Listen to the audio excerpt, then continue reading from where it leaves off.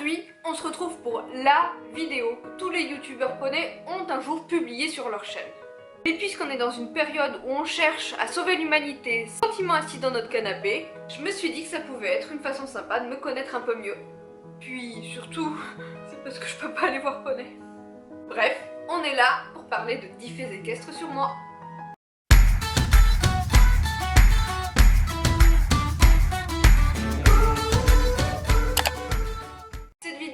Bien sûr, je l'ai préparé. Faut pas déconner, je te sors pas ça au tac comme ça. Genre, je sais pas claquer des doigts. Fait numéro 1. J'ai commencé l'équitation à l'âge de 4 ans, à la suite d'une classe verte avec l'école. Autant te dire que ça fait vraiment longtemps et que je ne me souviens absolument plus du nom du premier poney que j'ai monté. Fait numéro 2. Et là, t'as le droit de te moquer de moi. J'ai déjà pleuré parce que la monitrice de mon centre équestre a coupé la crinière de mon chouchou. Fait numéro 3, j'ai déjà eu un poney préféré que je n'avais absolument jamais monté. J'allais le voir, j'allais le câliner au pré et j'attendais patiemment jusqu'au jour où j'aurais le niveau pour qu'on me l'attribue dans mon cours. Et puis un jour, il est parti. Bref, j'ai été cavalière de club.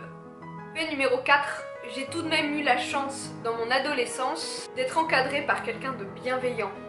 En plus de mon cours, 2 fois par semaine, elle me permettait de monter des chevaux en dehors de mes leçons.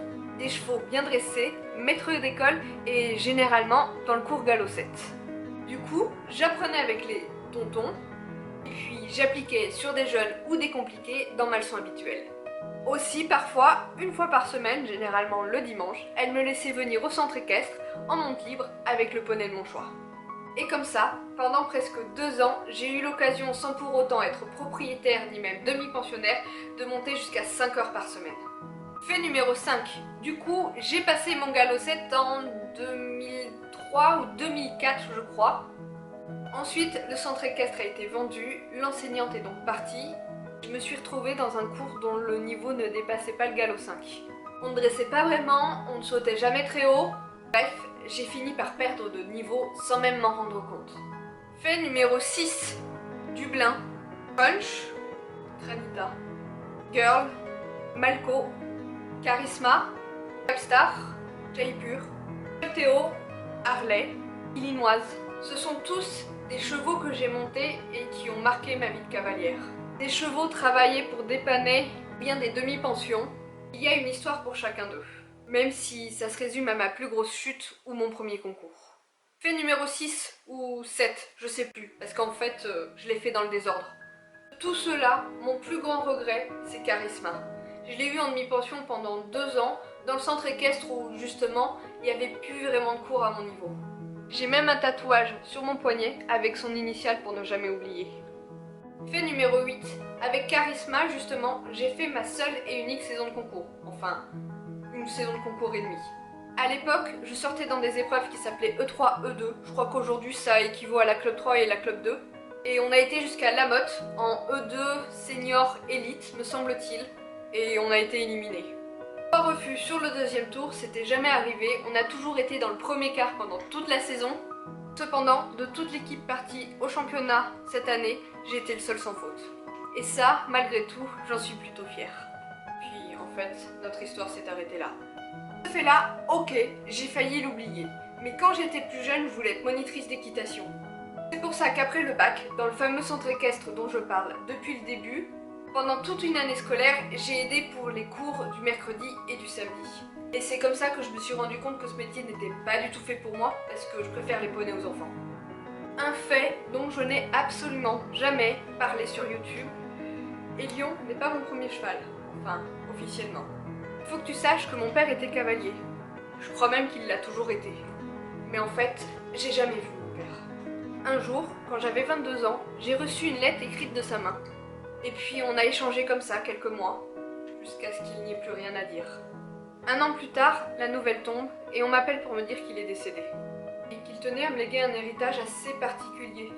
Il me faisait en réalité cadeau de son cheval, un étalon à Palouza appelé Fetnat. À ce moment-là, je n'avais absolument pas prévu d'accueillir un cheval. Tout à l'imprévu comme ça. Et je sais pas, j'ai dû voir ça comme un moyen pour lui de me permettre de réaliser mon rêve. Et j'ai tenu à relever le défi. J'ai tout fait, les démarches auprès des haras, la réservation du camion parce qu'il était à 300 ou 400 bornes de chez moi. Mais je sais pas, j'ai quand même tenu, avant d'organiser tout ça, à rencontrer ce fameux cheval. Rencontre qui entre nous s'est très mal passée. Et finalement, sans entrer dans des détails douloureux, j'ai fait don du cheval à une association et j'ai mis 2 ans avant de retourner dans une écurie. Jusqu'à ce que je rencontre Elion. Le dernier fait, je crois qu'on doit être au fait numéro 11, donc considère ça comme un fait bonus. Finalement, quand j'y pense, Elion ne ressemble à aucun de ces autres chevaux que j'ai connus. C'est vrai qu'après Charisma, je cherchais un peu d'elle partout, dans tous les chevaux. Et pourtant, un jour, j'ai eu cette drôle d'idée de vouloir un cheval avec des critères assez particuliers. Je voulais pas trop grand, idéalement issu d'un croisement poney et cheval, palomino, polyvalent, et puis j'ai trouvé poney. En étant si différent, il était pourtant la réponse à toutes les questions que je me posais jusque-là. Il n'était pas le cheval qu'on m'imposait ou qu'on me refusait, pas ce chouchou qu'on essayait de me vendre trop cher, ou ce cheval dont personne ne voulait. Il était lui, et puis voilà. Et en fait, au-delà de la robe, de la race, de la polyvalence qui finalement sont tout ce que je voulais, Poney, c'est celui qui est venu soigner mes petits bobos de cavalière de club, celui qui m'a consolée après une histoire familiale un peu douloureuse, et qui, aujourd'hui, est une partie de mon identité. Et voilà, j'espère que cette vidéo t'aura plu, que tu en auras appris un peu plus sur moi, et que ça t'aura donné envie de revenir sur ma chaîne. Sur ce, je te dis à bientôt pour une nouvelle vidéo. En attendant, je vais aller me vautrer dans le canapé pour sauver l'humanité.